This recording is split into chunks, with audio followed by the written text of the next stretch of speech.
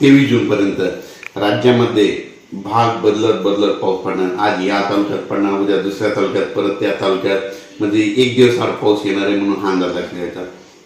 आणि परत एक सांगू इच्छितो, राज्यात सांगायचं झालं तर हा पाऊस म्हणजे जवळपास पूर्व विदर्भ, पश्चिमी विदर्भ, दक्षिण महाराष्ट्र, उत्तर महाराष्ट्र, कोकण पट्टी, खानदेश, मराठवाडा सगळीकडेच काय होणार आहे, भाग बदलत पडणार आहे म्हणून हा अंदाज लक्षात घ्यायचा।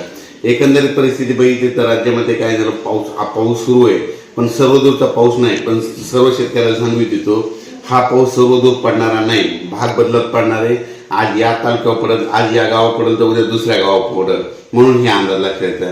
आणि सर्व शेतकऱ्याला सांगू इच्छितो, मग नेमका पाऊस कधी येणार तर तुम्हाला एक सांगू इच्छितो, राज्यामध्ये म्हणजे सांगायचं झालं तर 25 जून पासून म्हणजे 25 ते 30 जूनच्या दरम्यान राज्यात सर्वदूर मोठा मुसळधार पाऊस पडणार आहे म्हणून हे अंदाज लक्षात घ्यायचा।